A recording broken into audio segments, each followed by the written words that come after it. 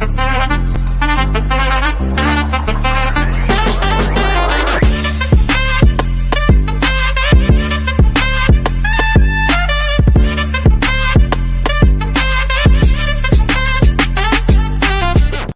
back to Straight Facts on Wednesday. A new lineup for Wednesdays as well. Mo and Husam together again. How are you, gentlemen? You well? I'm good. You know, permanent transfer to Wednesday. My Fridays now need to be off, considering future engagements that I plan on doing. Future engagements or future engagement? Yes, engagements. Yes, possibly. Hey. So make sure you guys are liking the video. Make sure you guys are subscribing to the Football Terrace. Make sure you guys are sharing the video everywhere. And yeah, we're here. No, I need to tell everybody what you actually said, Husam. I got to out you. You actually said to me, Husam, I can't do Fridays anymore, Terry, because I need a wife. And I need my Fridays to be free for the future. That is what you said to me, right? Let's see. 100%. Yeah. I need a day off, brother. I need a day off. I like it. You need that day. You need that day. I like it. So, of course. And so Lawless is now moving on to the Friday shows, and we've got Husam on Wednesdays, because you've got to respect that. We have to respect that. Mo, you well, my friend? You good? I'm good, guys. You know the drill, huh? You know the drill. Like the video. Get us to 1,000 likes in the first, like 10 minutes. And by the way, don't forget, if you're watching this on the replay, I know a lot of you watch this on the replay, before you go on, like it first and then watch it and enjoy it. Big up Dan Lawless, of course. You will be missed. You will be missed. Big time. Yes, him and Staffy will be on Friday. That'll be a great show as well. But the Straight Facts crew flying high. So from my point of view, I wanted to start today with a really big story that is trending. And it comes directly from David Ornstein, who many take as arguably the most credible football journalist and transfer journalist in the UK and potentially across Europe as well. He has stated that Thomas Tuchel wants the Manchester United job. We have seen Thomas Tuchel in press conferences in the last day or two speak of his love of playing in England and how special it would be to win tonight and go back to Wembley, how he enjoyed his time here. He knows his time's up at Bayern Munich, even if he becomes a two-time Champions League winning manager. He wants the Man United job. Boys, how good and or bad appointment would that be for United in your opinions? Absolute shambolic. I'm going to start. Go ahead. Can I start?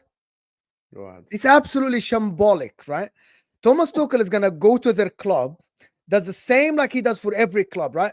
Apart from Man United being absolutely in an absolute terrible situation still with all the players and the divas in the team, Thomas Tuchel is going to go to the club, might win them an FA Cup or something like that, reach a cup final. You might go a little bit far in the Europa League or whatever. And then he's going to fall off with some of the players, right? Or the owners or the board.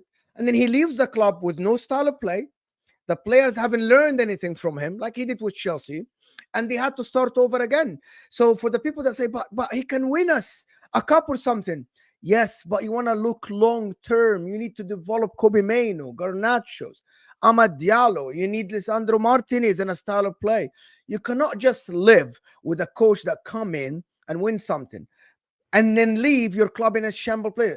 Thomas Tuchel had never had a style of play, not in Paris Saint-Germain, not in Borussia Dortmund in the beginning, not at Chelsea, not at Bayern Munich. Ask any Bayern Munich fan.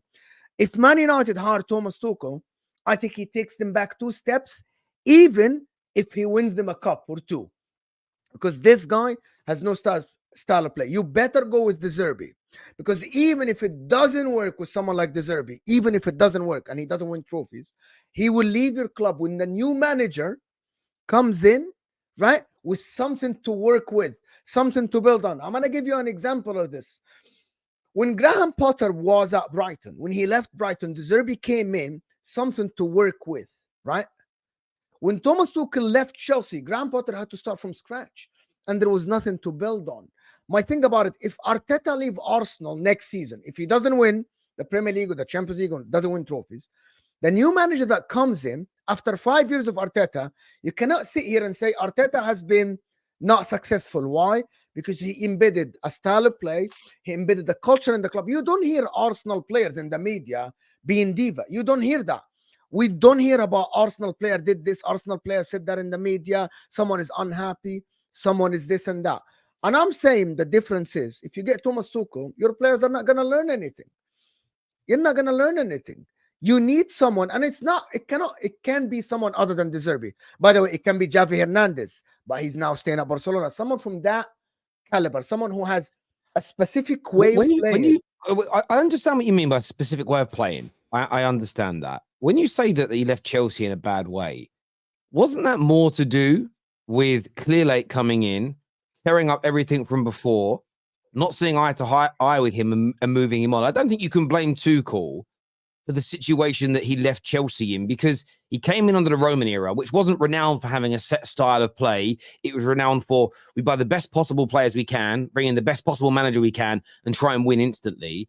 They then had a takeover where he was basically dismissed before he even had because he saw football in a different way to the owners, who we're now criticizing for not running it well. So I understand a lot of the criticism at Tuchel, but he surely can't be blamed for messing Chelsea up. What about Bayern? What about Bayern? Okay, if you ask any Chelsea, you say Bayern, let me ask you. I'll ask you about Bayern. So I feel like I'm defending my own manager here, and I'm not even sure if I want Tuchel, and I'll get onto that in a bit. But Bayern Munich got rid of Nagelsmann. They got rid of Nagelsmann, and they realized it was such a mistake. In the last few months, they begged him to come back. They've also been rejected by 4 or 5 managers that they want to replace Thomas Tuchel, which tells you they are far more going wrong at the club, at board level, than maybe in many years gone by for them. I don't think, again, Tuchel is the reason that Bayern Munich didn't win the league this year directly. I think he's a part of it. I think he is part of the problem. I'm not saying he's completely blameless. The fact they turned back and looked at their old manager to say, we shouldn't even sack you. How is it conducive for a manager to produce at a club that sacks manager A, they appoint you, and then within a year or so, they're asking that old manager to come back? Because you don't have embedded anything. Both those things are more about the way the clubs are being run at that particular moment in time, making mistakes over Thomas Tuchel. No, but that actually supports Mo's point a bit more, and I'll tell you why. If you sack Erik Ten Hag, and essentially a year later you want Ten Hag to come back, as bad as he is right now, then that shows you that whatever the new manager is doing is just not working at all. And I'll tell you this about Thomas Tuchel. I think Thomas Tuchel is the most overrated manager in world football. I genuinely, deep down in my heart of heart, believe this, and I've been saying this for the last 2 years. I think there is no difference between Thomas Tuchel and Roberto Di Matteo. Both of them came in mid-season at Chelsea, won them the Champions League, and after that, they just fell off. There is genuinely zero difference between them whatsoever. Di Matteo just never got a chance to manage a Dortmund or manage a Bayern Munich. I mean, we have short-term memories. Last season, Terry always says he backs the underdog. Last season, we were all sat there at the end of the Bundesliga season when all the other leagues were done. We were wishing Dortmund just win their home game. All Dortmund had to do was just win their game at home, and they would have been league champions. And Dortmund ended up losing that game, and that's why they ended up not winning the league. So this goes back to the point that even with there was no, Xabi Alonso and Bayer Leverkusen, and it wasn't a great Dortmund side or whatever, he still almost literally lost the league title and really only won it because Dortmund just couldn't deliver at the end of the season. I think the problem is, from a Man United perspective, is something there's bigger fish to fry now, no pun intended, but there is bigger fish to fry than essentially just hiring a manager that has some form of CV. You need to look at a long-term future. You need to look at, as Mo said, the development of the likes of Kobe Mainoo, the development of youngster. Because, listen, whether people like it or not, whether they like Garnacho or not, whether they like Mainoo or not, whether they like Kambuala or not, they've got a crop of youngsters there that they can work around. They could sign a few promising young players. And giving that to Thomas Tuchel would genuinely be a recipe for disaster, because I don't think that's the type of manager that you want managing these type of players. And, I don't want to, obviously, I'm not dictating how the show works or anything, but there was a super chat earlier on sent where it says within 18 months everyone will be Tuchel out, and I actually agree with that. I really believe that the reality is this is the point that I'm kind of leading to here. There is no difference between hiring Thomas Tuchel now, Terry, and hiring Jose Mourinho back in the time, and hiring Louis van Gaal, and hiring whoever. You're just going for the CV. You're not going for the actual data and stats and information. I get that claim. And as I say, I'm challenging some of the points raised because I don't think they're all fair. Like I'll say this, most overrated manager in Europe. Would you still believe that if he has 2 Champions League winners medals as a manager? Yes. See, for me, that then makes it a bit of that for me is then an exaggerated claim. Can I answer that? If a manager wins, and this is what I mean, I'm not saying I'm going to get onto why I'm not sure if I want him, and I'll round that up. But for someone to have won a Pokal, 2 La Liga titles, domestic trophies in France, Champions League with Chelsea, Bundesliga with Bayern Munich, if he was to then win the Champions League again and have all those trophies as the manager, to say he's the most overrated manager in Europe, again, I think is a little bit exaggerated. But you don't think that would be Mo? Can I answer that? Okay, so he can be a very good cup manager. So he can go to a club, for example, Thomas Tuchel would work for a club like Bayern Munich, like Paris Saint-Germain, which is the club that normally wins the league. It doesn't need a genius to win the league with Paris Saint-Germain or Bayern Munich. He's a very good cup manager. There is a reason why he reached 2 cup finals in England and lost on penalties. Didn't lose in 90 minutes. He's fantastic in reading the game. You know what I'm at? Reading one game at a time.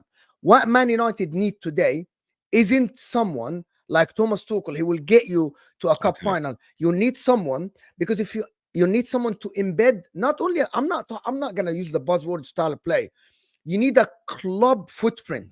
You need a whole team footprint from top to bottom. Will the youth teams play like the top team, the under 20, the under 18s play like the first team? That isn't Thomas Tuchel. Because if you ask any Chelsea person, what was Thomas Tuchel's style? What did he embed in the club? They will tell you, well, we actually don't know. He read one game at a time and he was good at it. That's why we won the Champions League and we reached cup final. What you need at Man United is someone that will have a culture, a cultural change in your club. That's not Thomas Tuchel. We're not saying he's overrated. Does that make sense? I understand that challenge. I understand that challenge, and I respect the fact that you boys don't necessarily see Tuchel as the guy. There's a lot of Man United fans that don't see Tuchel as the guy. I mean, it's also married up with an article yesterday stating that Gareth Southgate is the #1 target, and that's like an alarm bell to me and a red flag to me. It's interesting. Whoever Man United, look, we are not getting Zidane. Doesn't want to come to England. We're not getting Pep. We're not getting Klopp. We're not getting Ancelotti. We're not getting Simeone. Those 5 managers are out, and I think they're 5 managers which there would almost be an element of either universal acceptance of or very good manager you've gone and got.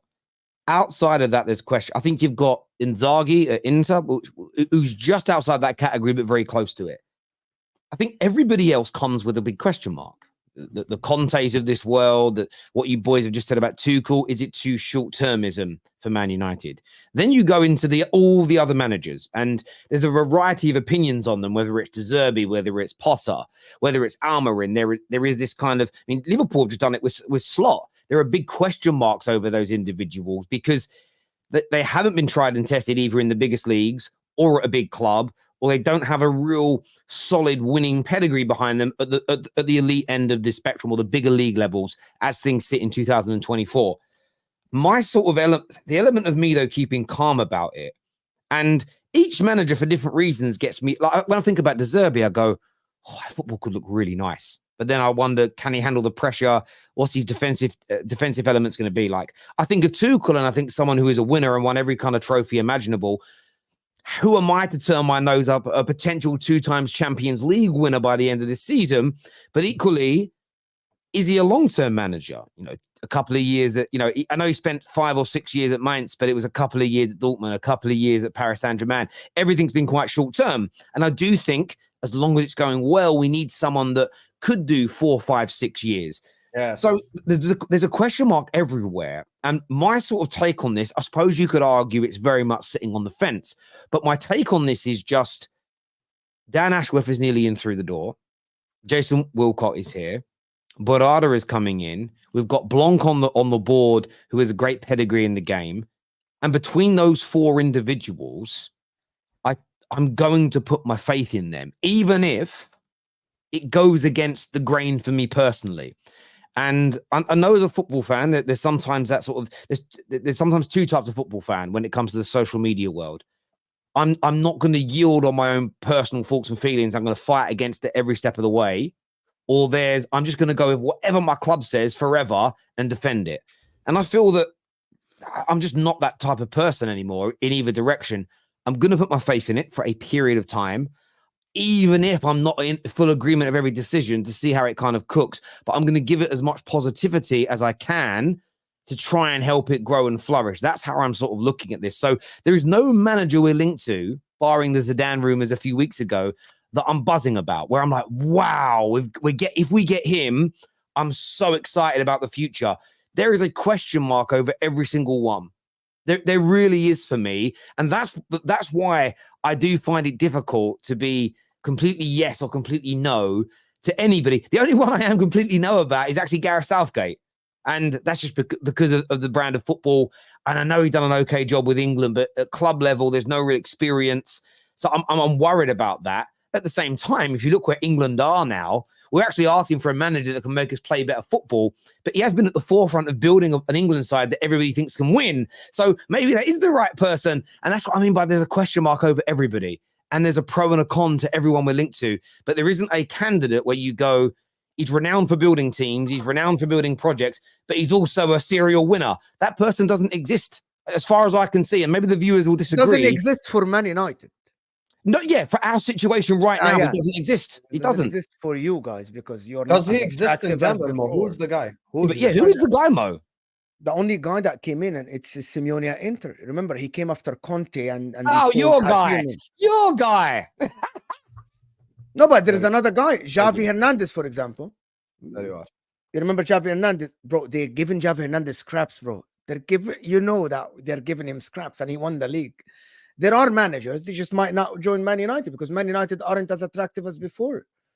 I think you know what it is. Take the Crystal Palace manager as the perfect example, Terry.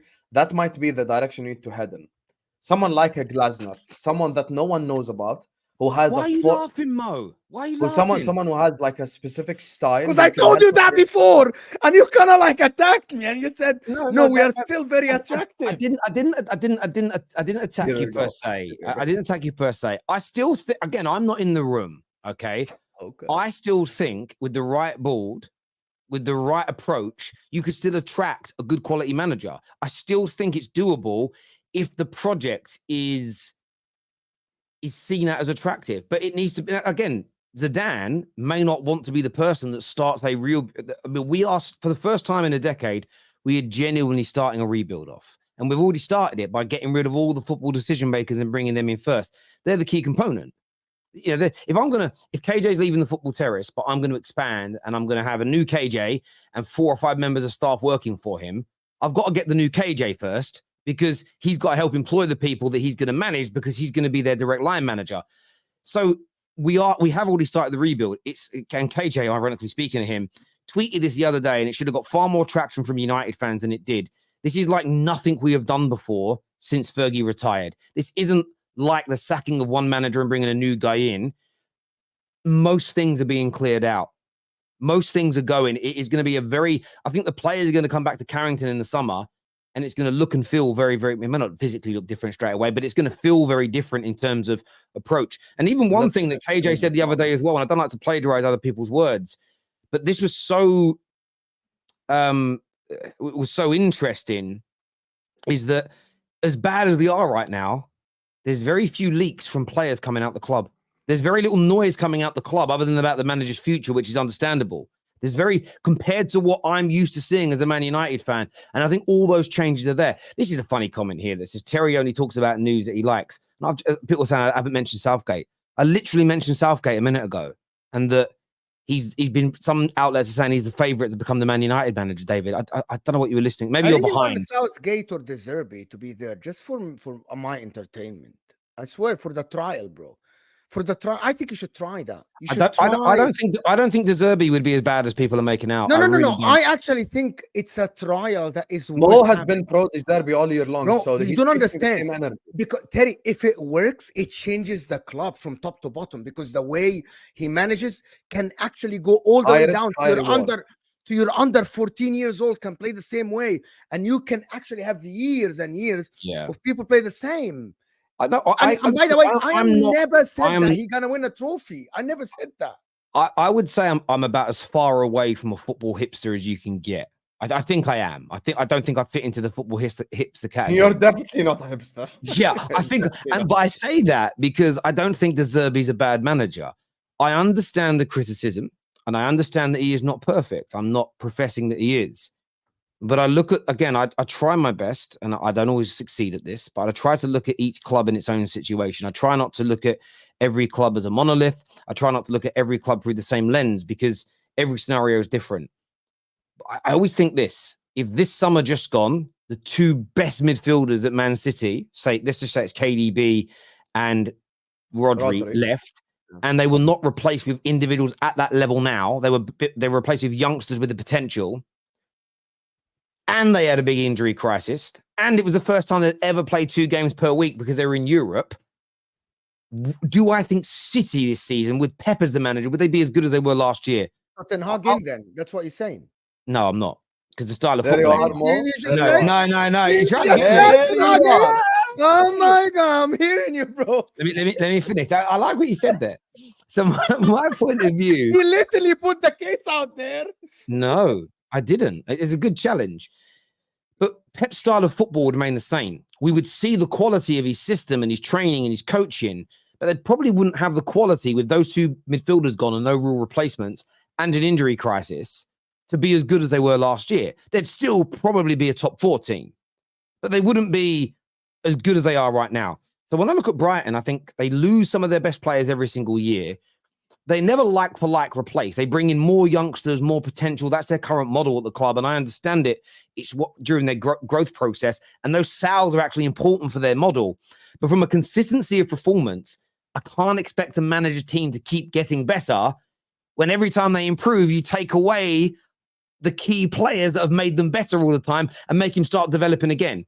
And that's that. But then again with Zerbi, that's why I'm not as harsh on him this season as other people have. But I know there's still question marks on him, because I know he would probably make us play better football. But the question marks would be, and I saw this with Roberto Martinez. When he was the Wigan manager, a lot of people raved about him. Wow, look how Wigan play football. No one was expecting Wigan to play football like that. But as he got bigger and better jobs, I still saw flaws within his defensive setups. They still conceded too many goals. He wasn't able to adapt and keep growing. De Zerbi could be like that. He could get an opportunity at a giant club and fall short still. I'm not saying that that's impossible, but I wouldn't be adverse to De Zerbi being the individual that comes in. I certainly like the brand of football that he plays more than a Tuchel. Can I just say one thing about De Zerbi, Terry? It's very high risk, but it's very high reward. This is the reality. Because if it stinks, it's going to stink. Like, it's going to be real bad. If De Zerbi comes to Man United and it doesn't work, it's going to be horrendous. But if it does work, what Mo says is true. It's going to be like, your academy plays the same style. Your team plays the same style. Your under-15s plays like everyone plays the same exact brand style of football. And the whole club is just heading in the same direction. And everyone's playing for Man United. And this is where this comes in. And this takes us back to the initial points of the likes of Tuchel. When it comes to this conversation, Terry, the only problem is it's short-termism. Let's assume, for the sake of argument, Thomas Tuchel comes into Manchester United, and you know what? I'm going to give you the highest honor possible. Within a 3-year period, he wins you 1 Champions League. But then what? Then what? If we're talking about the state that he leaves the squad in, the position that he leaves the team in, all of these things, they matter. I'm not going to change what happened at Chelsea. I still remember that he got sacked at Chelsea for the crap football, for players not developing. They spent a whole lot of money. I still remember we were looking at Chelsea as, appreciate you, Mick. We were looking at Chelsea as the team that's going to be essentially the team that challenges Pep and Klopp. And he ended up losing 1-0 away at Zagreb and got sacked after having like 1 shot on target. They were mocking him for his defensive style of football. I think here's the thing. Let's can I ask a question? Can I ask a question? I need to disagree with Husam on a point. Why do you think De Zerbi? I'm sorry. Sam, if it doesn't go well for De Zerbi, it's not doom and gloom, bro. Because De Zerbi, he will increase your asset values. Is it going well with Brighton now? No, it's not. But still, Stupinian it's rated very high because he plays a good style of football. So I disagree with half your. If it does, De Zerbi, it's very little risk. If it doesn't go well, no, when you're not going to win trophies. You sack the guy in 2 years. Yeah, your assets are still intact. Your players. Yeah, I agree. I agree. That's where I do agree that the risk is on the pitch. There are more managers in the world that play a football that you could pick up from De Zerbi than potentially there is that can pick up from Thomas Tuchel. So you could build over 2.5, 3 years a squad for, it's not for De Zerbi, it's a squad for football that he coaches very well. There is the potential then, if it isn't quite good enough, you move on. And that's why I always say to people about the Arteta situation is so interesting now with hindsight, because whether he wins in the Premier League this year or next year, whether he leaves this year or next year, I still think he leaves Arsenal in a much better position than he found them. I think he's still done a really important job for them, which was building a team that's on the edge of winning the major trophies. I've seen a few gooners that say, oh, we can't ever sack him because the targets want to play for him and it's built in his image.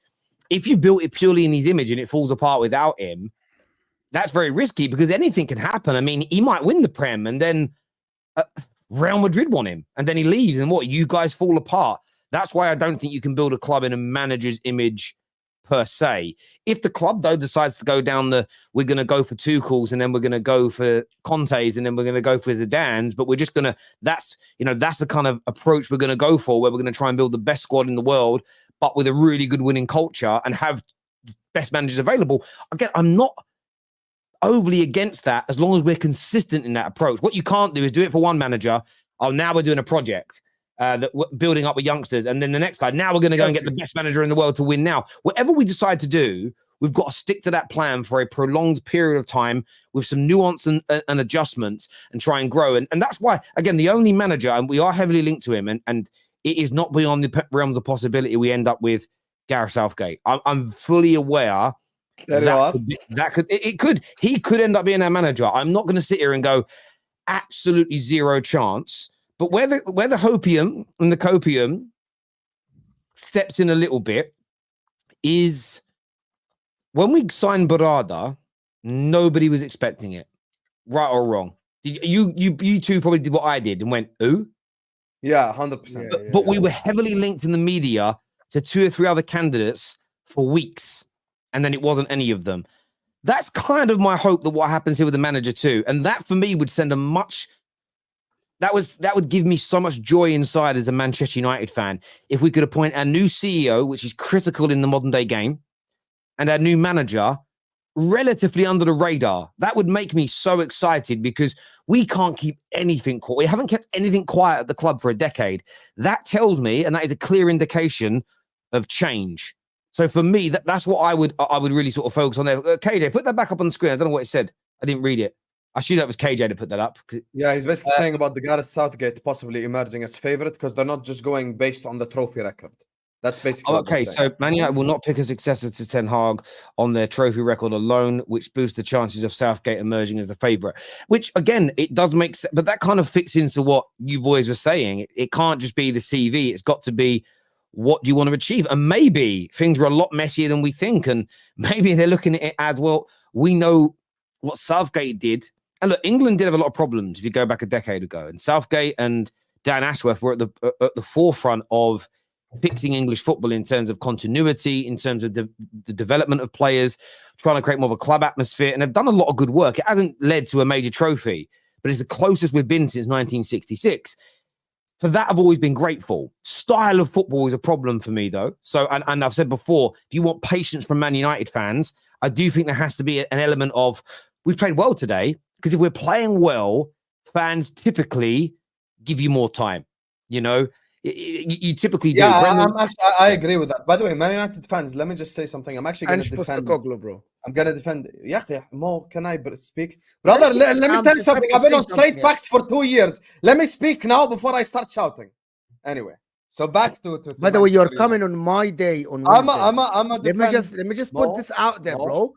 It's your choice to choose Wednesday. Dan Lawless was here. We were very, very well together, and you chose to come this day. Oh, you want? Yes, you have been. You have been more on straight facts. Yes. Yeah, I've never said that. You're very welcome. You're very welcome here. But don't yell at me, bro. Let me speak. This is my house. Anyway, so when it comes to Man United, I'm actually gonna defend the Manchester United fans. Manchester United fans are actually patient. I actually realized this yesterday, Mo. I actually don't even think they're impatient. I'll be honest with you. I just think it comes to the stage where they just go beyond. Like I'm talking about like some things that are beyond repair before they turn. I really don't think Man United fans are impatient. And the one thing I was saying about De Zerbi with risk, Mo, was not simply just the risk of the players. I'm saying the risk of results. I'm talking about he's the manager where you could lose the 4s and the 5-0s and the like. That's the thing. That's the risk that comes with it. However, speaking of Berrada, and Terry saying what we know, we can go based off what we know. And Berrada did want De Zerbi to replace Pep. Now, when it comes to the Southgate conversation, Southgate could be your version of a Brendan Rodgers, which means he will build the club up in a positive, semi-positive form of light for a period of 2-3 years, where there's no toxicity, the fans want to watch the football, everyone's just behind the project and the idea before you go get the guy to get you over the hump. So it might not, by the way, Southgate might not be that bad. Southgate is not like, and I want to say this as someone who, listen, I smiled and I laughed, and I want Southgate at Man United, obviously, because I don't think he'll ever get them over the line. But in terms of the overall picture, will he 100% be negative and nothing's going to get better and we're going to be crap? And no, I disagree with that. I think Southgate will bring an element of cohesion, no longer any toxicity. They will come together as a squad. It will be positive vibes. It'll be positive energy. And you can get the players to work together. And he's good with the youngsters. We saw that as well for the last 10 years. Again, it's interesting because he's the one guy that I don't really want, but I'm still going to, in reality, I've said things. I think I spent a joke yesterday. I'd rather us go into administration. Clearly, I don't mean that. I'm going to trust. I've been asking for high-level football decision makers for 10 years. For me, they're more important than the manager. I've been bleating on about this for years. So I'm going to put an element of trust into them, even if it goes against my own beliefs. And I feel that that's faith for you, isn't it? I'm going to put some faith in them and say, okay, and I'm going to get behind it and be as positive as I can, and I'm going to look for the positives in those situations when it happens. And another reason for doing that, genuinely, is because I'm sick and tired of being upset with my club all the time. And this here says, Terry, I'm just going to bury my head. I'm happy. Terry, United should not ask what their country can do for them, but what they can do for their country, save the national team. I don't quite get what you mean, Uncle Jester. He's basically saying if Southgate becomes Man United manager, you save England. All right, we're saving England. Oh, there we go. I hear you on that. I hear you on that. By forcing players. Abdi here says that he wasn't sacked for his football style. It was a relationship with the owners, who Husam calls Clown Lake. He just wanted to coach, and they annoyed him by forcing players on him. And I do think that's, again, that his sacking at Chelsea wasn't purely down to him not performing. I mean, I think if they would have properly got behind Tuchel, it could have been and continued what they were doing. I think it could have been a very different world for Chelsea right now. I agree with that. Thomas Tuchel is not the manager to build with Manchester United, but I disagree that he didn't implement a style of play with Chelsea. I think the system he implemented along with good man management is how we won the UEFA Champions League. Not true. Not true. Absolutely wrong. Halfway through the season, absolutely wrong. I'm sorry, with all due respect. Frank Lampard used to score tons of goals, but they were wide open at the back. He came in, said, we're going to play 3 in the back, tighten the defense, and try to score to concede as less as we can, and we're going to win some games. Look at the run in the Champions League. Look at the run in the Champions League and how they played in the Champions League. It was just, we try to be as tight as we can. Come on. We try to be as tight as we can. What are we doing here? Why you do revisionism, Chelsea people? By the way, Terry, and by the way, Chelsea fans, you guys wanted Tuchel out when he lost to a team that is unknown in the Champions League. You guys remember? When Dinamo Zagreb? Yes, they wanted him out. People think it's only the owners. Yes, he fell out with the owners, but the results weren't great. Guys, remember, Thomas Tuchel was backed, and arguably at that point, one of the top strikers around the world who played under Antonio Conte, Romelu Lukaku, who scored 30+ goals for Inter, right? And they said it's the last piece of the puzzle, right? To challenge the year after. At the end, he didn't challenge. It was only Liverpool and Manchester City. Do we remember?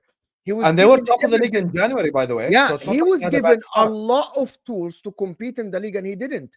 People forget because he won in the Champions League. Di Matteo won you the Champions League halfway through the season. He did. Come on. Don't do revision. I'll get you on that. Can I ask a general question? Hansi Flick won Bayern Munich the Champions League in that season, and he won 6 trophies. Why aren't Man United pushing for Hansi Flick? Hansi Flick's now the number 1 favorite to go to Bayern Munich. So that's probably why we're not looking at it. I think he would. I mean, Ten Hag hasn't been ruled out of that job, although yesterday the same outlet said he was the number 1 and now saying he's ruled out, but we'll see. Okay, Mo, I'm sorry if he can win the league for Bayern, then how comes we not even competing with Leverkusen, let alone winning the league? Simple answer, because Leverkusen are having a phenomenal season that not a lot of people. By the way, Bayern Munich were on course to get the same amount of points as last season, which proves my point. He isn't a good league manager. He won the league last season because Dortmund bottled it, not because he's good. The tag team champions of YouTube return to the terrace, the Brothers of Destruction. Terry, how long are you willing to wait to compete again? Again, it's a really good question, Frankie, and it's not. I wouldn't say it's how long I'm prepared to wait. I wouldn't put a set deadline on it. I would like to be back competing within 3 to 4 years, but you also have to factor in how good other teams are at that particular moment in time. And what I mean by that is this: let's say Pep Guardiola leaves at the end of this season. He wins the Premier League, and and FA Cup and says, "I'm leaving." Let's just say he does it, or say he leaves a year after, as some rumors have suggested. The overarching quality might slightly dip. So you may not need to be as good as City are now to win a Premier League. So therefore, I would expect us to start competing a little bit sooner, potentially, because the standard isn't as high. And so you have to look at things from a relative perspective. But what I would expect quickly is a competent style of football that gives us the chance to win games, that you can see progression in, and there's a foundation to grow from. That is what I would expect to see very, very early on. There's always going to be peaks and troughs, though. You look at Grasner at Palace. I agree with people that he's implemented a very, very competent style within 2.5 months. But anyone that thinks that isn't going to have peaks and troughs is deluding themselves. Patrick Vieira, year 1, went to Palace and implemented a really nice style, and they look good. Sacked the following season. Because when people worked out his style, he didn't have, for one reason or another, the ability to add the adjustments to keep his team progressing. So there's so much. It isn't just about getting a really good style in the first 2 or 3 months and going, job done by better players. There's loads of gateway moments. There's loads of ups and downs to persevere through when you are where Man United currently sit. And I know I hear people talk about phases all the time, and you'll get some managers that get defended by phases. He's only in phase 1, he's in phase 2, give him time. You get other managers that go into, you look what Alonso has done at Bayer Leverkusen in such a quick turnaround of time. And it's amazing. And I would love that. I would love for us to bring in, I'm going to make a name up here, Zerbi, and for it to go brilliantly straight away. In year 1, we get 4th. Year 2, we have an invincible Premier League season. I would adore that. I would absolutely love it. But I don't believe setting that standard is sensible at this moment in time, because you have to look at the lie of the land. You've got to look at what you're fixing. You've got to look at the problems that you're up against. Who else are you competing against? Would Leverkusen this season go unbeaten and win their league if there was 3 or 4 teams of Bayern Munich's level or above playing in them? Maybe not. And that's not a dig at what Alonso's achieved. That's just the reality of the situation. So I would want to be competing where you go, we've got a chance of winning the Prem after 3 years, from stripping everything out, because we are ripping everything apart. We truly are. Would it be amazing if some of that success came sooner? Absolutely. But I believe it's going to take a while to knock it all down and rebuild this club. And when you look at it domestically, you look where City are, you look where Liverpool are, you look where Arsenal are. We've got to overtake those teams. If everybody other than City was in a similar position to us, again, my time frame would be very different. And when I say compete, I'm talking about challenging for that Premier League. I would look at it. If we're not ready after 2 to 3 years, then we've got problems. This rebuild isn't working the way in which it should, especially with the money we're going to spend. I hope that's a comprehensive enough answer for you, my friend. Ollie was on the brink of trophies and played counter-attack football. That didn't last either. Very similar to Southgate's England CV. I hear you there, Patrick. He also here says, I am not opposed to Tuchel, but feel like another Mourinho-type appointment, short-term solution. The rebuild is going to take more than 3 years. Tuchel's usual managerial term. And I hear that as well. I really do. That should mean something. The fact that he only lasted 3 years at his clubs, like that's something that Man United it does mean something. Your squad needs a massive rebuild. Agreed. Is Tuchel someone that leads a project rebuild, judging by his track record? No, and that is true. Maybe though, a manager like him, and this is when we really open-minded, maybe he wants to do something like that. Maybe there is I'd love to be the person that takes you from ground zero back to the very top over a 4, 5, 6 year period and then wins the major trophies. Because from a legacy point of view, if you are the manager that helps to rebuild United and gets back to the top, that is astronomical. So there is that possibility, but you're correct. There's no experience of that really on his CV as far as I can see. So it's a big risk. I agree. Is it possible that the players know Ten Hag has been going since January and see no point in listening to him and just going through the motions? So of course there's that possibility. Without a doubt, it's such a natural human behavior. And I actually think as well, the board, when I worked in management, not at this level, but when I worked in management, one of my mentors, one of the greatest people I know, Carol Lozelle, amazing leader, said to me, when you join a new team, it's short, you do it under a shorter scale in the industry I was in. But her words, in the first 2 to 4, maybe even 6 weeks, unless you have to because there's major problems, don't make any big decisions. Just sit back and observe and watch people. And what you'll find is you'll really see the true characters, the truly good people, the poor people, the toxic people. Just sit back. At first, sometimes the first people you see that are the nicest, the ones that are actually the worst, and you get to see them and don't make any decisions on people until you've really got to know them. And I also would like our board to be sitting back and let's just let this cook. Then we really see who the players are that are dedicated. Let's see the ones who really down tools. Let's see the ones that fight hard, even though they can't stand the way they're being told to play football. There's so much that can be learned through sitting back and observing.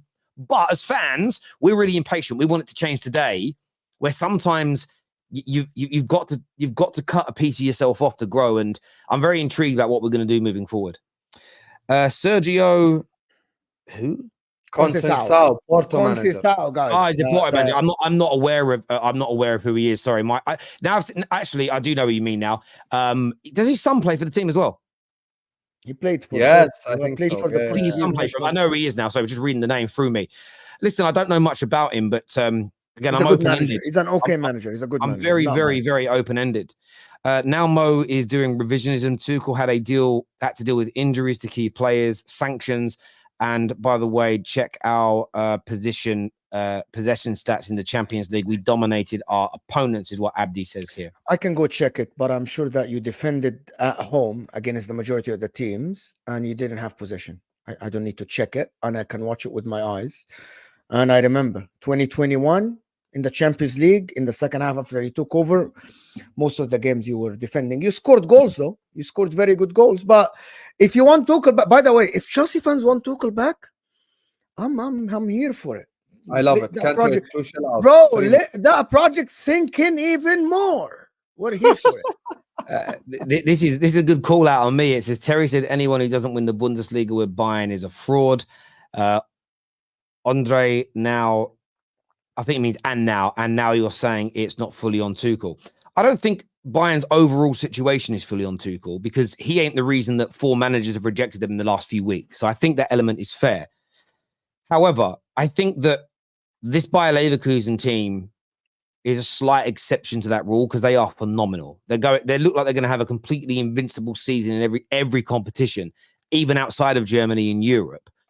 But I do have my question marks over Tuchel. So I stand firm that I'm not sitting there going, yeah, Tuchel's the guy. I very clearly said, Red Devil, that I've got reservations. And what happened at PSG, the way they have been under him, the way he's been at Bayern Munich and some of the criticism that he's got, that is a worry for me. What the boys have said about his time, that's a worry. But if you listen to what I've said, I'm not married to any particular manager coming in. But I'm not going to be against any manager coming in. I'm going to put faith in the new people running my football club because that is what I've been asking for. So, look, I stand by what I've said. And, of course, sometimes when you're having a bit of fun and banter, you might exaggerate a point a little bit. But if we bring Thomas Tuchel in, I'm intrigued by it, and I'm going to put some faith in my new owners. Am I sitting here going, we've got a Champions League winner, we're back to the top? No, that isn't what I've said. But I do appreciate the challenge, my friend. Very, very good. Great show, fellas. Would love to get involved in some way. Poor Scouser Tommy. Yeah, look, we'll try and get on some match reactions, bro. Message KJ on Twitter and we'll try and get you on, my friend. Moving on from the Man United conversation, I will touch on PSG and Mbappe in a bit, but I wanted to ask you about Chelsea. It looks like they're sticking with Poch. And one of the transfer stories that is doing the rounds today regarding them is that they are prepared to offer Raheem Sterling to Crystal Palace and plus some cash for Michael Olise. When you look at it, looks like they're going to keep Poch. They've started to cook and play some really nice football in the last few weeks. Is a player like Michael Olise who they need to focus on to go to that next level, or should they be looking for more experience, in your opinion, gents? I actually think Olise suits. Here's the thing. So Olise might not suit them from a position on the pitch perspective, obviously because of Cole Palmer, but then you could essentially play Cole Palmer on the 10 and have Olise on the right. I think Olise is the exact type of signing that Chelsea need to go for. Someone who's Premier League experienced, someone who's used to this league. I mean, Olise scored, a penalty against Manchester City in like the 90th minute. So this guy, obviously, he has the charisma, he has the, he has the, how they say it, he has the knowledge of the English game. It's not like it'll be the first time for him going to the Etihad or first time going to Anfield or first time going to wherever. He's experienced all of these things. He's been there, done that in the Prem, and I think it will be an actual good signing. And I think if Chelsea make more of these signings, then eventually the reality of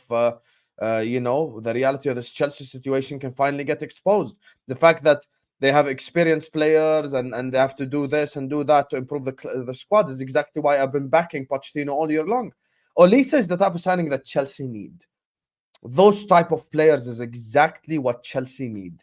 They need the Michael Olises. They need the players that are from the Palaces and the Wolveses and the, whoever, like Nottingham Forest if they get relegated, who are Premier League experienced, who are players of quality, who are players that could improve generally the squad. Because there are still people in 2024 that really believe it's Poch's fault what's happening at Chelsea. Because I don't feel like they're looking at the entirety of the situation. I think when Stanley Stewart came in, they've effectively made them Brighton 2.0, and you could tell it shows by the quality of the players. Pochettino should win Manager of the Season. Madueke and Mudryk are in 7th place. He should win Manager of the Season. Disasi and Badishile are in 7th place. Give him Manager of the Season. Chilwell, Gallagher, Enzo Fernandez, these crap players are in the 7th place. Give him Manager of the Season. He's got this bunch of crap to this position. So Olise would 100% be exactly what the doctor ordered at Chelsea, but they need more of it. It cannot be just Olise, and that's it. After that, I've seen people post in the chat about some random kid they signed from Brazil. Once again, they haven't learned from their mistakes. Apparently, they've signed this Estevao kid or whatever. They haven't learned from their mistakes. Never heard of the guy, bro. Yeah, we've never heard of the guy. Apparently, they paid 30 million or whatever for him. So it just shows me. I think you're wrong here. One second. It just shows me that Chelsea aren't learning. You need to learn from your errors. Learn from your mistakes. Learn from what you have done wrong. And this is where Chelsea go wrong as an institution. They simply have not learned from their mistakes. And they need to learn. But that's Olise, Ammi. That's Olise. He's 22 years old. What's the difference between him and Madueke? In the words of Jose Mourinho, I'll tell you what the difference is. In the words of Jose Mourinho. Go ahead, yes. There is the young and then there is the young. Just because you're young by age does not mean that you're inexperienced. He isn't an experienced player. You do have Premier League experience for a period of 2 or 3 years. He has about like 80 games, 60 games, 70. I don't know how many, but 3 seasons. Okay, but my point is, you have Madueke who needs to develop, right? Go get someone with experience on that right side. Sign someone, spend the money, sign someone else. I don't know. I don't know who, bro. Am I a scout? Why am I a scout? Go sign someone like Bowen. Okay, go sign someone like Bowen. I just speak the truth in a world full of lies. Go sign someone like Bowen, bro. When Madueke can exchange, Bowen can play different positions. So Madueke doesn't have to. You want to put the pressure of Chelsea Football Club. I agree with you. On 22 years old. Olise is a fantastic footballer. Amazing, right? There is the young and there is the young. Do you know how many games Bukayo Saka have? Over 200 games. That's what I call the young. That's the young that Mourinho is talking about. At 22 years old with over 200 games for Arsenal. That's an experienced 22 years old. Still, Olise is not there yet. I believe Olise is a fantastic player.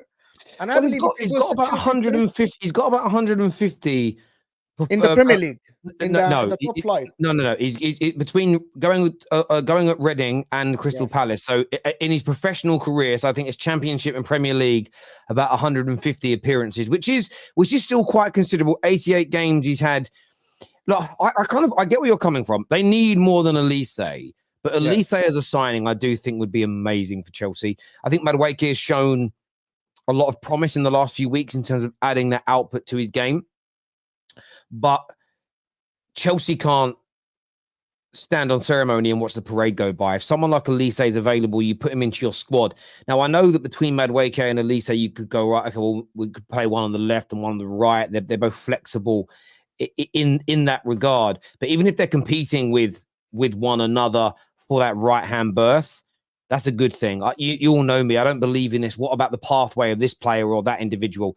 Well, getting competition is going to show us whether you're good enough. Some players are great when they don't have competition. They get competition and they sort of shrink a little bit. And you need to test those types of things to really test somebody's minerals, as it were. But I think it would be an excellent signing in my opinion. I'm just not too sure about the story in itself, whether or not Crystal Palace would take Raheem Sterling. Maybe they would. Maybe they wouldn't. Maybe he needs a Crystal Palace level club now. Speaking of Crystal Palace, you know who's Crystal Palace level? Madueke. Can we stop acting like this guy's a good player, please? Can we stop? It's actually embarrassing. Don, come and get your boy. Don, come and get your boy. Madueke's not a bad player, though, is he? Yeah, he's a dribbler. Jogo Bonito. Who gives a shit? How many dribblers can I find around the world? 500 million. Like, it's just, let's not do that. I could go down the street in Jordan right now, invite Terry and scout 15 young kids whose dribbling is good, like, and just take them to the Premier League, bro. Come on, man. We were really acting like Madueke is a good player, bro. He's not. He is a good player, yeah. No, what he is isn't. wrong with you, bro? No, he isn't. Listen, you use the example of Bowen. You use the example of Bowen. Bowen is a good example, Mo. I agree with you. If you tell me don't sign Olise, sign Bowen, yes. But that's not the Chelsea style. 1 second, but that's not the Chelsea style. Their style is don't sign Olise, sign another kid.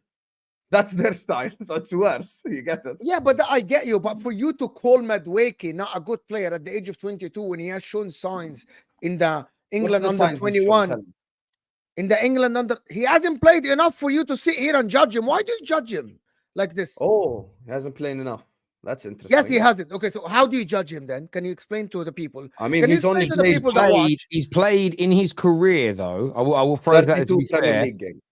Yeah, I mean, he's played 43 games for Chelsea and he played 80 games for PSV Eindhoven. So when you compare that to Olise as an example, let me just add the games up here.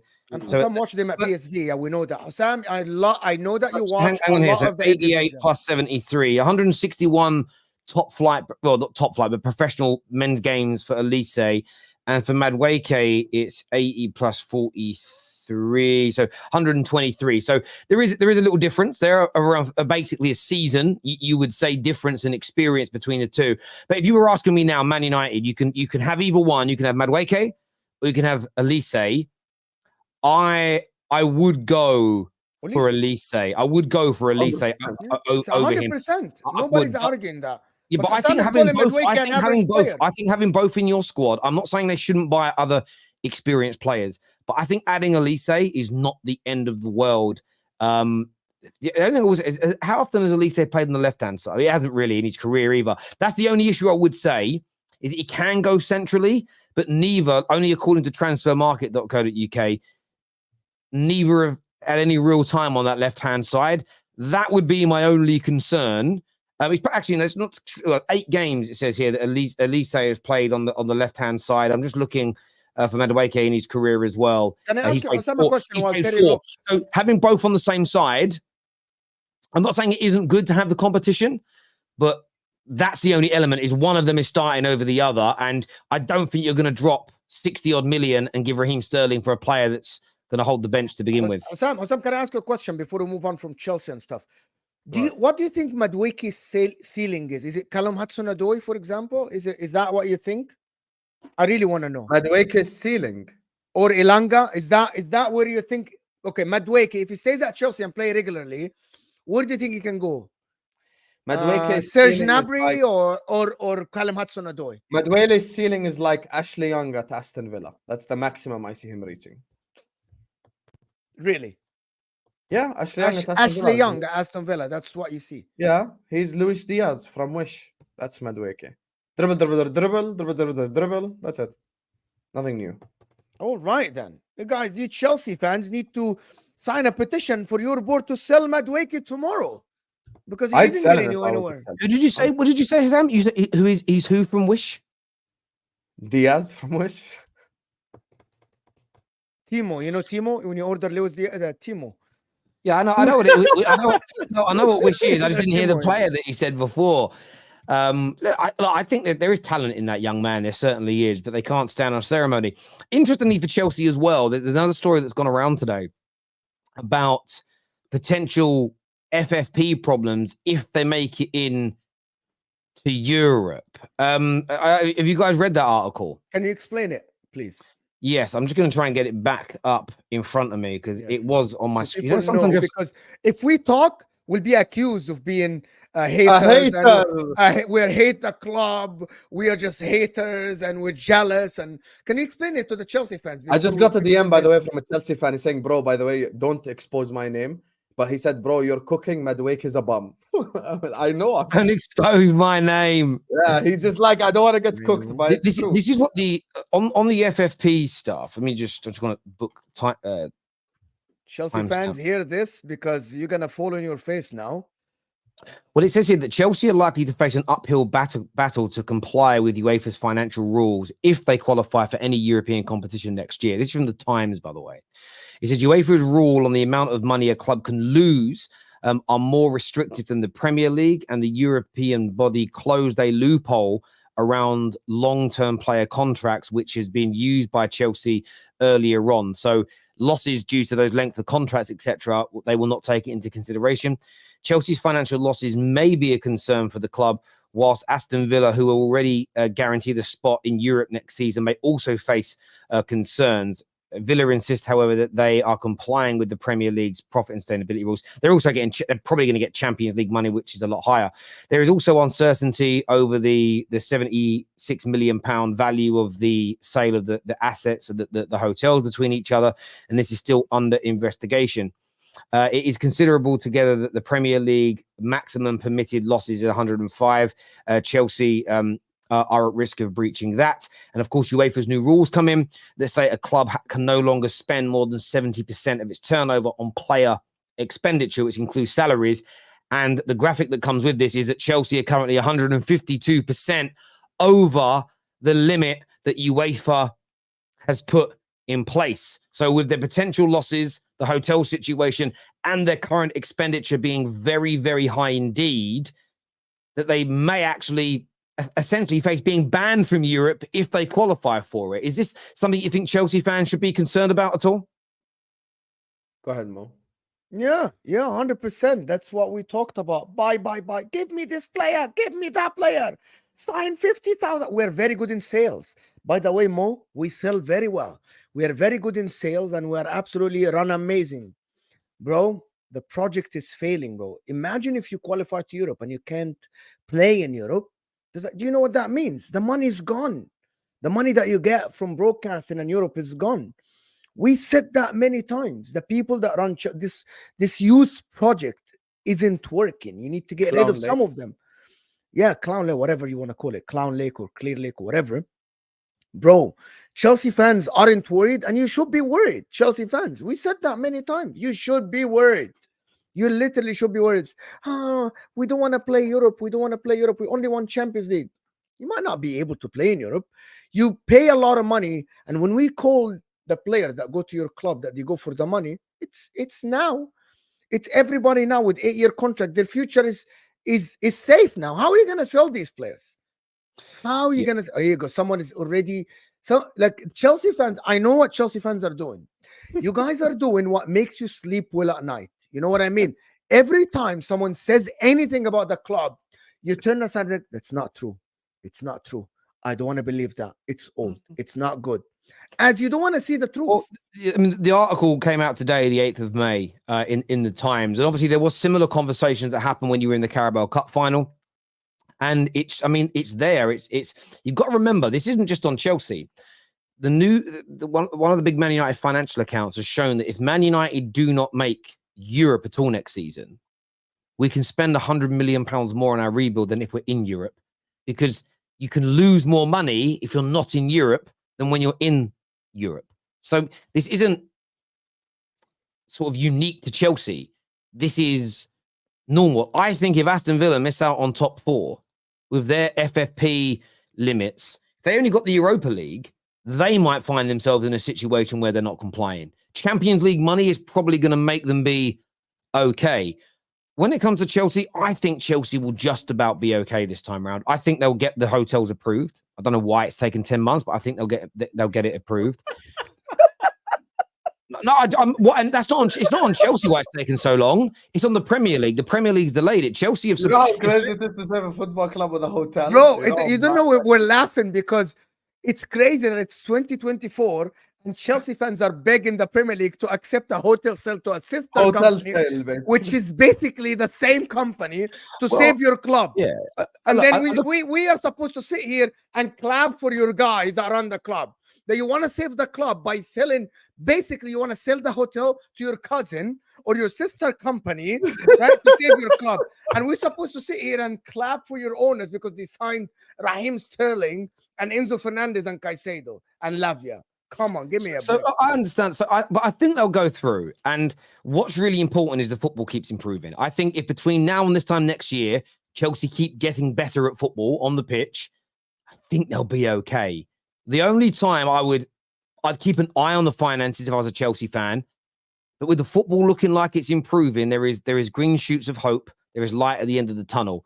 If, however, this spike in form is merely down to the pressure being off because they thought the season was over, other teams being on the beach or being worse than them, and they start next season poorly, they don't have a great summer, they don't get the experience that they want, but they still spend big money, that's when you've got to start to worry about the overarching situation. So I think these articles from the Times, look, I think that, I know they're hard for Chelsea fans to read.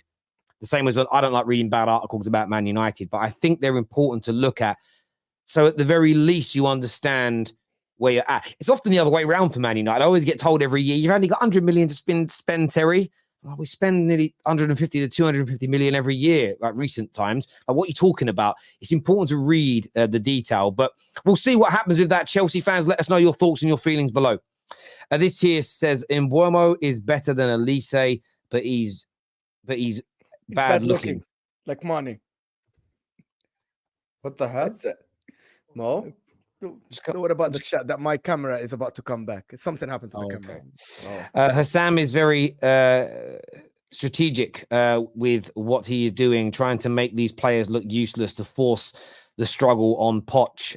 So we can see what he's doing. Let me say this to you, Abdi. Here's the reality, brother. If I've been saying this stuff from August, then I'm not forcing anything. You need to understand something. I'm simply trying to explain. Okay, Terry is here and he can vouch right now. Me and you had this conversation in May of last year. Did I not tell you on one of my first ever Straight Fact episodes that this is the worst project to give to Chelsea fans? Did I not say that, Terry? And I said it requires patience. He can vouch for me from a year ago. From 365 days ago, I was on the same exact platform on Straight Facts telling the whole world that it's just time. It's just time. You cannot ask Chelsea fans for time because they are the least patient fans in the whole Premier League. And they laughed at me then and they said, we'll be patient. And come a year later, everyone just wants Poch sacked because Madueke and Mudryk should be in the top 4, according to them. Because Disasi and Badishile should be in the top 4. Because Enzo Fernandez should be top 4. Gallagher should be top 4. Chilwell, Cucurella should be top 4. Their right back, who they've had to change all year long, should be top 4. And also, when you talk about defending, why do you never ever give context to your own club? Can I understand that, Abdi, or are you the one doing agenda? Go look at who has had the most injuries this season.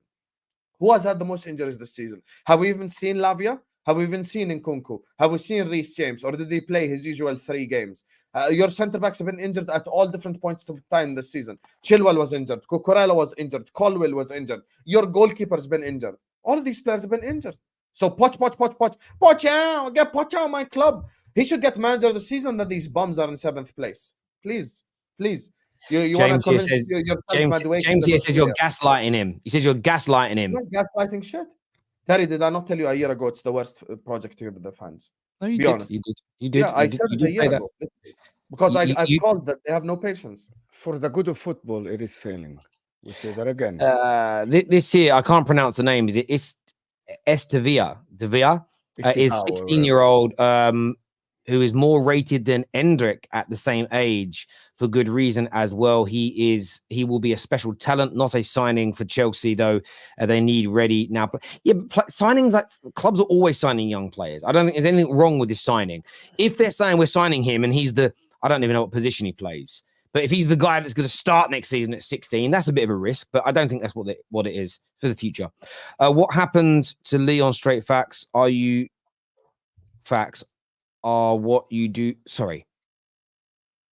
What's happened to Lee on Straight Facts? Well, me and Lee did our last show on Straight Facts in January. There's no issues. Lee just wanted to spend more time on his own channel, which he's doing. You see, doing far more streams now at night and things, which is fair play. Me and Lee still cool. We don't speak as much as we used to, but we still speak. We're good. He says, what do you think about him cooking Boovie and Rory? Yes, it is what it is. You know, he's allowed to talk about whatever he wants. I did watch that. That was that 60-minute video. I watched it, and I think he made some good points. He said some things that I disagree with, but yeah, he's entitled to do it. He's like Drake now, going to war with everyone. Look, Lee's just being Lee, and my response to anybody that doesn't like unless he's making up lies about people, spreading malicious rumors, saying disgust, unless he's doing something like that, which I don't think he is. If you don't like what he does, just don't watch it. Not you personally, Matthew, but I've always said that if you don't like him, block him on Twitter. If you don't like watching these videos, don't click on them, and then you're not annoyed by it. It's the easy way forward. But yeah, he just decided he didn't want to do Straight Facts anymore, predominantly because he wanted to focus on growing his own channel, and I respect that. And I also feel like reflections are an interesting thing. I feel like our show came to the end of its period anyway. And like we both said, there's a chance in the future it comes back. It was a nice time to both of us to move on to new things. But yeah, it's all good. If we are not able to play in Europe due to FFP, most Chelsea fans will see the truth about the owners. Too many fans are putting blind faith in them. Yeah, and it will hit like a ton of bricks if the financial issue gets even worse. I agree. What happened? Oh, sorry, I would have done that super chat. I thought, God, someone else wrote the same thing. Chelsea need a Neto or Cunha, a real grinder. Olise might rethink going to Chelsea as more teams going for him this summer with better offers. I mean, that could definitely play a part. I think you can still acknowledge what Tuchel has accomplished and not apply revisionism without wanting him back at Chelsea. If Poch finishes strong, I see the light at Husam. And Patrick here says Tuchel's recruitment is also suspect as well and seems counter to Ineos's supposed philosophy. I hear you on that, Patrick. Roman Abramovich caused the Chelsea fans to be impatient. He brought them more success. Questionable due to spending, would have taken it at United. Yeah, what happens is you've got to remember Chelsea's first 5-6 years of spending was unprecedented and nobody could compete with that. Even Man United couldn't spend like they did in that period. But it's leveled out now with new TV money, with FFP, with more billionaires getting involved. So therefore, having this, you should want the same standards, but getting to that standard may take longer because you're not the biggest fish in the pond anymore. It's a whole different kettle of fish. Moving on from Chelsea, big rumors today.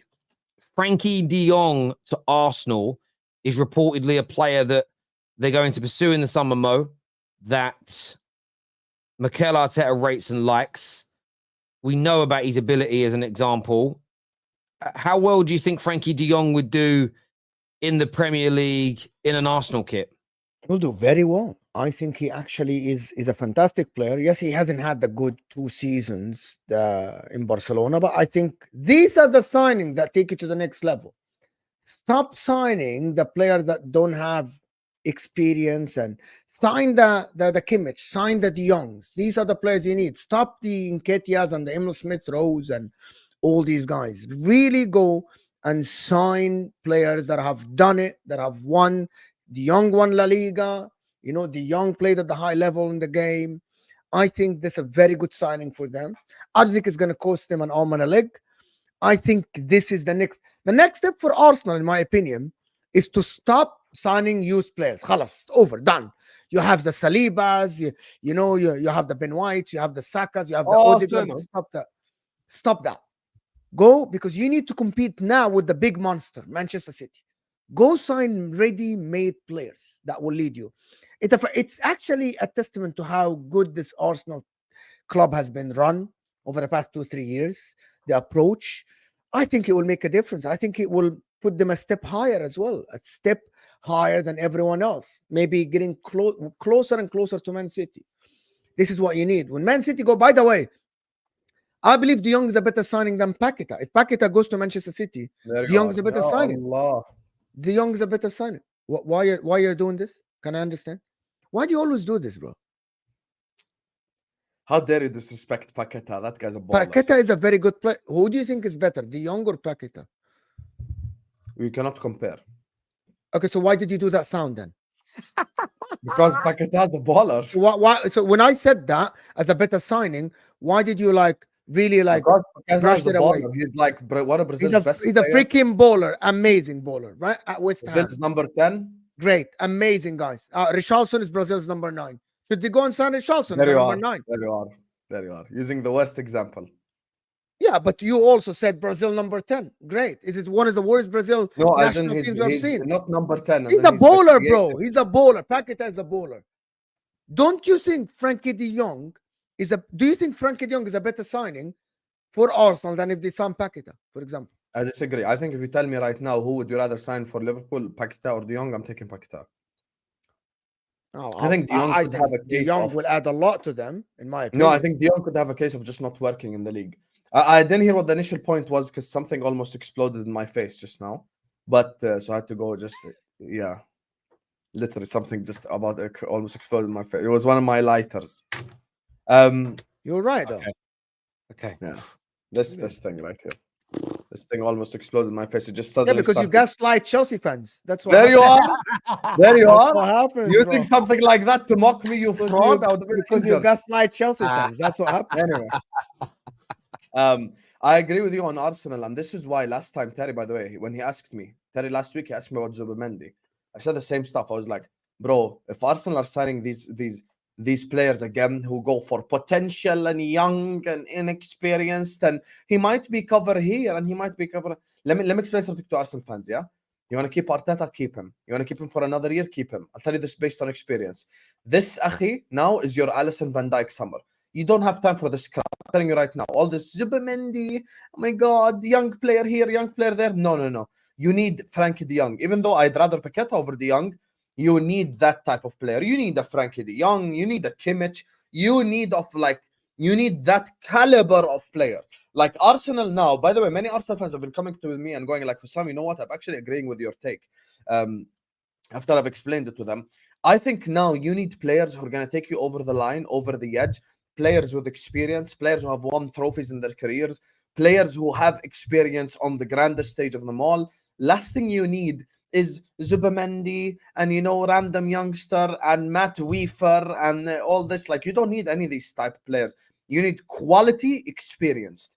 Arsenal should sign players probably from 26 till 29 now. 25 to 29 players in their prime, ready to make the next step up. Or at least a player like a Mane or a Salah when we first signed him, where it's like, he's got experience, he's played in the big competitions, they've played for the national teams, and they're just a step away from becoming world class, So that type of level of player. They're already mentioned it in the chat. Nicolo Barella, Douglas Luiz, Bruno Gomares, Frenkie de Jong, Kimmich. That's what you should look at. You shouldn't look at the likes of Zubimendi. You should look at proven players who are, battle-tested, battle-tried. That's it. I was about to make a crazy analogy, and then I realized most of the people from the Straight Facts are from the UK, where that analogy would not be allowed. But yeah, big up. Okay. I look at it this way, where I think De Jong would be an amazing signing for Arsenal. Because he is tried, tested. What is he, 27, 28 years of age? 26, turning 26. Same age. Yeah, I just feel that it would be a phenomenal signing, and it's kind of, it would be almost, I know they've got to start winning those trophies, but if you think about 3 or 4 years ago, there was this big question mark over Arteta. Could he handle the big players, the star players, the big personalities? And there was this sort of general conception that he couldn't. He couldn't. He went for the younger players because they were easier to control and mold and look after.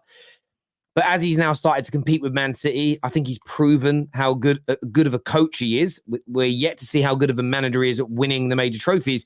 But I think that people are more likely to want to go and play for him. I think if you're a Frenkie de Jong and Barca want to move you on, I think you look at Arsenal now and say, that'd be a really nice place to go.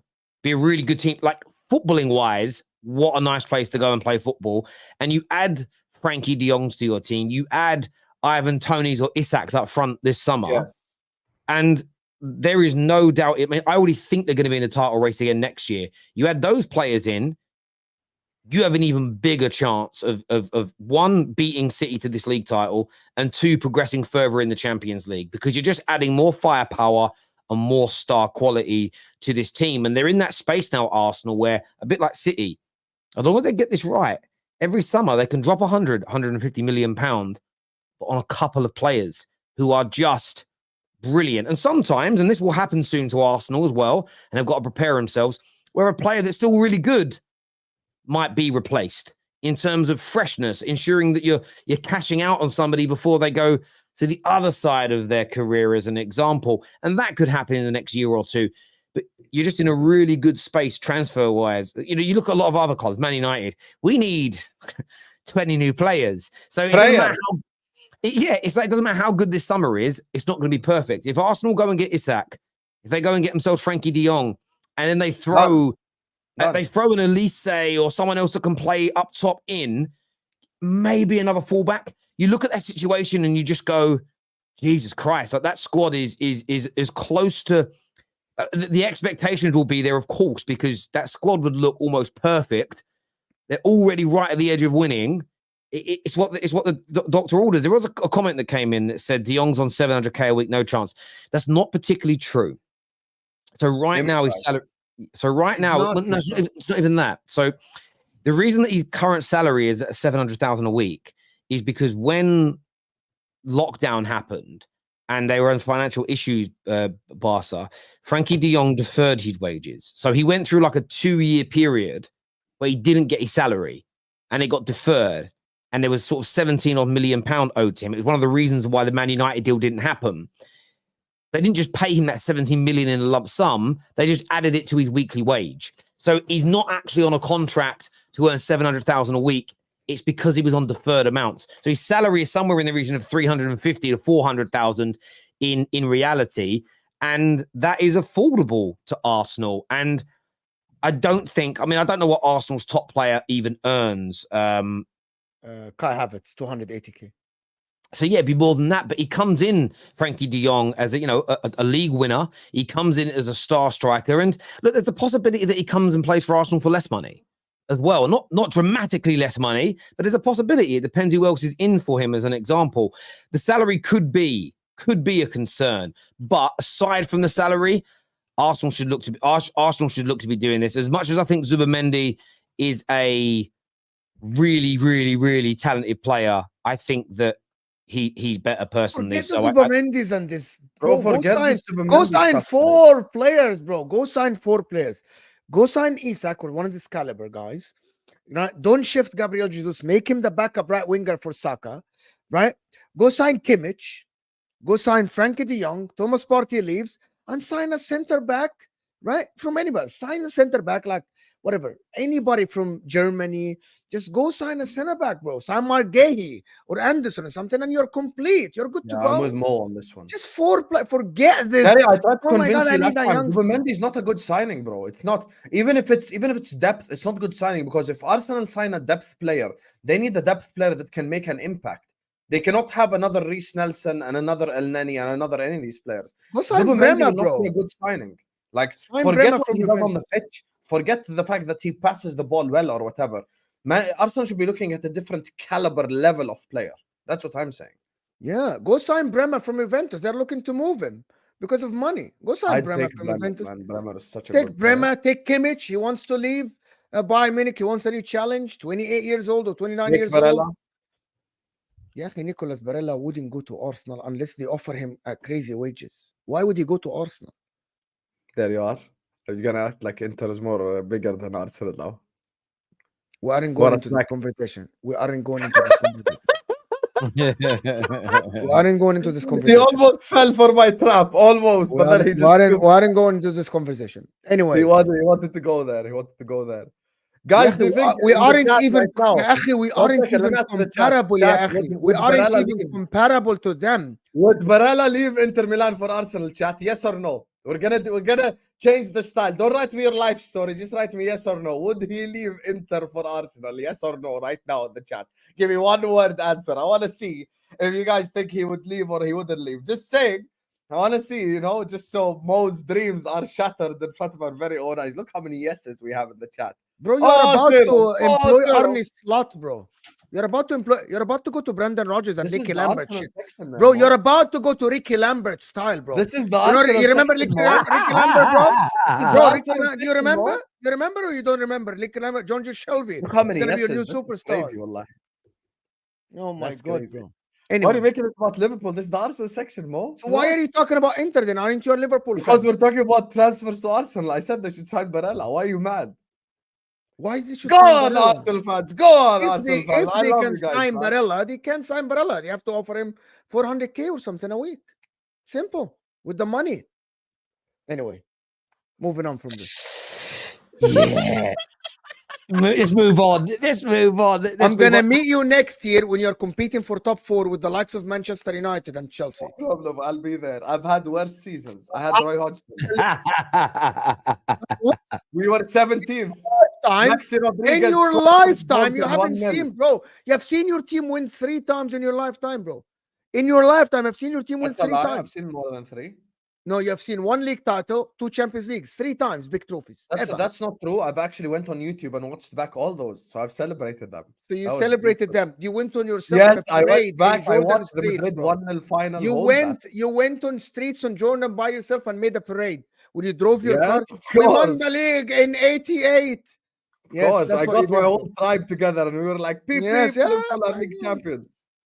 Bro, you're the only one who supports Liverpool in all your family, bro. Only one. Yeah, but my family don't watch football. All your friends, nobody supports Liverpool but you. Wrong or right? That is true. Okay, why? Listen, I don't know. None of them support Exactly. Inter Milan either, to be fair. No, they don't have to. Nobody asked you. Nobody asked them to do that. But I have a lot of people that support Inter Milan. Why is everyone still saying yes, guys? خلاص, we moved on. Mo's rattled already.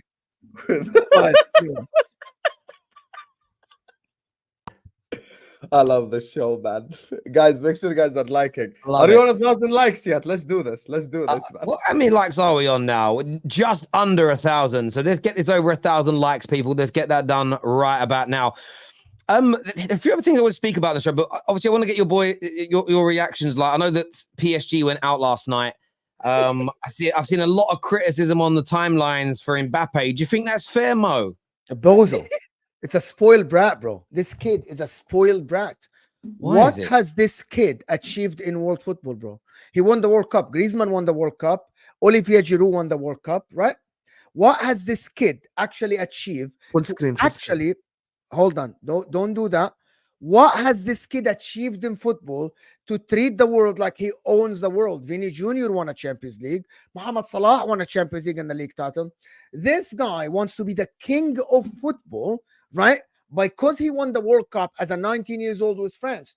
So did Olivier Giroud. So did Antoine. This guy holds back. He thinks he's the king of football, bro. This guy, right, scored a lot of goals. Erling Haaland won a treble with Manchester City. This kid has God's talent at his feet and he holds back. That's a sign of a spoiled brat. And I hope that he goes to Real Madrid and get humbled by the work ethics. It's Nasser Khalifi's problem that he gave this kid the keys to Paris. This kid is a spoiled kid who doesn't deserve to be where he is now because he won the league with Paris Saint-Germain. Zlatan Ibrahimovic, Cavani won the league. Paris Saint-Germain won the league before him, and they will win the league after this kid leaves. they will still win the league. He's a spoiled brat who won the World Cup with France in their golden generation, or the new golden generation, with Paul Pogba and Kante and these guys. What has this kid achieved? Seriously, why does he act like he owns world football, bro? He doesn't own world football. Why does he always talk about this and that he's the most talented player on earth? You might have the God's talent, so did a lot of players, but you are not putting the effort. Kylian Mbappe on the pitch. I saw him yesterday not caring. He plays for himself. He's a spoiled kid that should be put in his place, bro. He should be put in his place. You won the World Cup as an 18 years old with the rest of the France national team. He's a spoiled kid. And people need to realize this. You know, he hasn't agreed with Real Madrid terms now because he doesn't want to lower his wage demands. Mbappe doesn't want to. Who does he think he is? Greats played for Real Madrid. Zidane's, Figo, Beckham, Owens, R9, Raul Gonzalez. Who are you to still argue with Real Madrid about your wage demands? Go and be one of the guys. You haven't achieved anything in world football until this moment. You won the league with Paris Saint-Germain. So did a lot of people before you. You didn't achieve a lot. You scored a lot of goals. Haaland scored a lot of goals. I don't see Haaland acting like a spoiled brat. I see Haaland working every day. Why does he act like this kid? He's an absolute spoiled brat, bro. And someone needs to put this kid on his place. He's the only guy to ask for money from the French national team because they're taking pictures. With the likes of Griezmann going to take pictures and stuff, he's like, no, I want my money. Where's my image rights? Because he thinks he owns the world, bro. And Nasser Al-Khelaifi is the problem because he gave him the keys. Yesterday, bro, he slacked yesterday. He didn't play for the team because he doesn't care. Because he knows he's leaving. He's making his money no matter what. While I see Mats Hummels throwing his body in front of a football at the age of 39 to prevent the ball from going to the goalkeeper. While this kid acts like the world has been given to him already. Why has he achieved for real? Can someone really tell me? 14 trophies, including a World Cup. 286 goals in 378 games. With Paris Saint-Germain. 46 goals in 77 games internationally. Scored in 2 World Cup finals.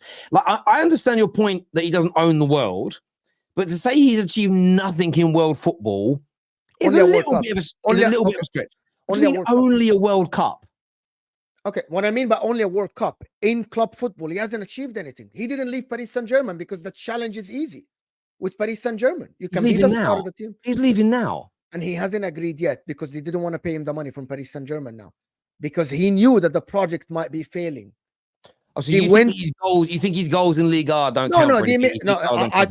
Everybody. Zlatan Ibrahimovic scored a lot of goals. Zlatan Ibrahimovic is a great player, right? Because Kylian Mbappe is French and he played for this national team with Paul Pogba and Kante, right?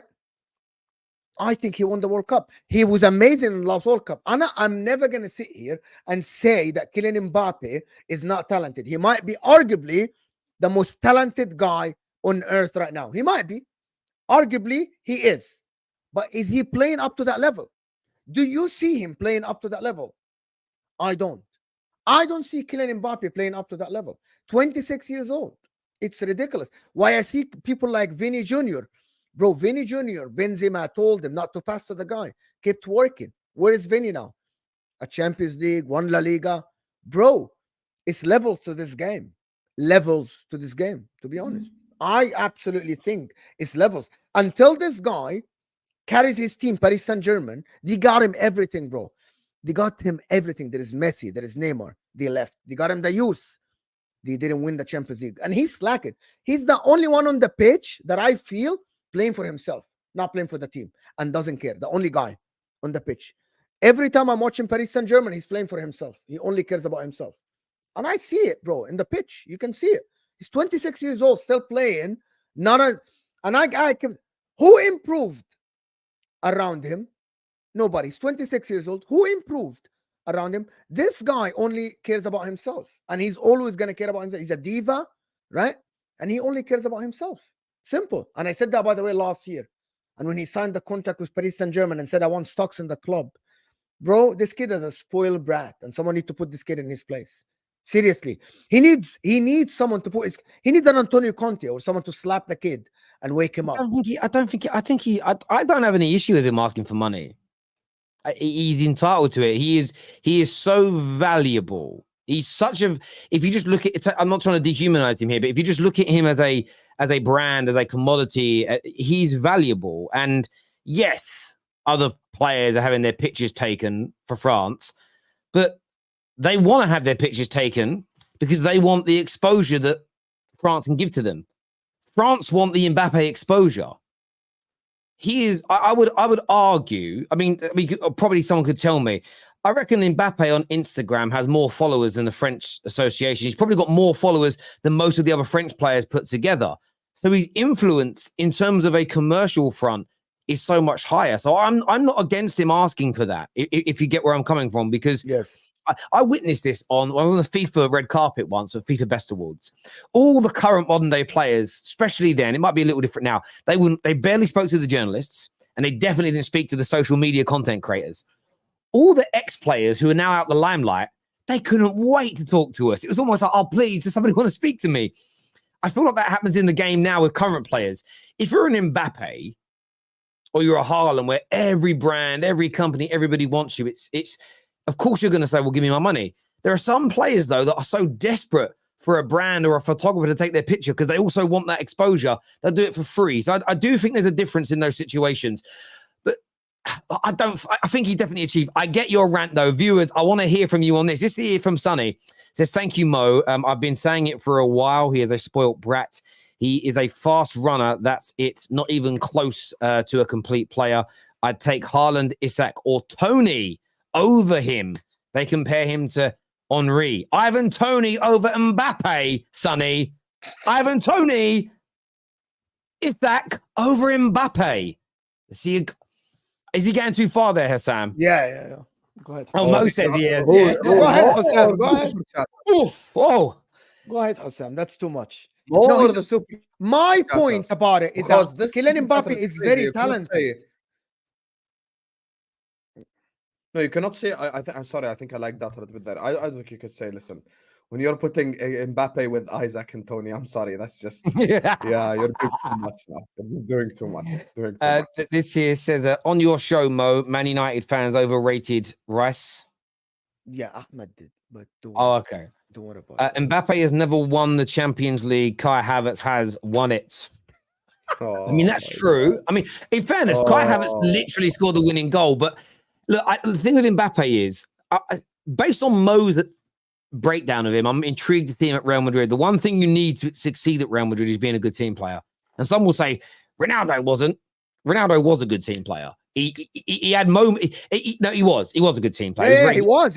And he worked really hard. He worked really hard for the team. He did do things like I saw a clip of footage the other day of Ronaldo, and it was all the times other people scored and he got angry, right, in his own team. And there's that sort of thing, but you can let it go with his output. But yeah, he's gonna have to work hard at Real Madrid. Everybody does. I hope that Real Madrid don't sign him, and I want to know what's gonna happen. Look at this guy. I really hope that Real Madrid don't agree with his wage terms. Well, if he comes to Inter, Mo is going to be on his knees. You're going to be on your knees. Love him, yeah. Oh, did he? There you are. You just said you take him at Inter. Yeah, we take him. Bro, he bunks everything you just said. He's the most, I'm telling you. Fraud. This kid is talented. He needs someone to slap him. And I believe he will get slapped at Inter. Yeah, but Mo, if he comes to Real Madrid, you're going to slap him in a different way. Oh, I love you. Straight up. I'm never player FC. Never been. Will never be. Yeah, never been a player FC. If he joins. This here says, Mbappe, don't you dare. KD your way to KD your way to essentially is what he's saying. Kevin Durant moved to the Warriors and won 2 NBA championships. championships. Oh, okay. Yeah, I don't watch basketball. Sorry, peeps. Me too. I know who Kevin Durant is, though. De Jong would complete the midfield along with Rice, but his wages are enormous and salary, he is not injured. Look, his salary is still big. I still think something can be done about that, though. Remember, Arsenal pay big salaries. He's good enough. To say he hasn't achieved anything is ridiculous. You mentioned France's golden generation. What happened with the same core of players before he arrived, Mo? I can't remember what France did in 2000. Oh, you've been exposed by Josh. Josh, you think that Kylian Mbappe won the World Cup 2018, not Pogba and Kanté and Griezmann? Do we really think Kylian Mbappe was the main guy in 2018? One of the main guys, definitely. One of them, but there was important players as well. Now, he had a great 2022 World Cup, though, for France. Great World Cup, though. Great final as well. I mean, that's why he's talented, because he played at the end, right? But I don't see him, like, to be honest with you, I don't see this guy working hard like other people. And I gave Salah example at the age of 32, looks in shape. Yeah, Cristiano Ronaldo. You can get away with it. I think you can carry one player. Messi and Ronaldo weren't tracking back. They weren't pressing hard. Those guys that could you can carry a player like that. As long as your outputs are almost superhuman, you can get away with it. The problem that Real Madrid could have is if him and Vinicius Jr. I mean, but I see Vinicius Jr. joining in defensively now, so it's not going to be an issue. But if both of them decide not to, that's a problem because you get outnumbered in the defense.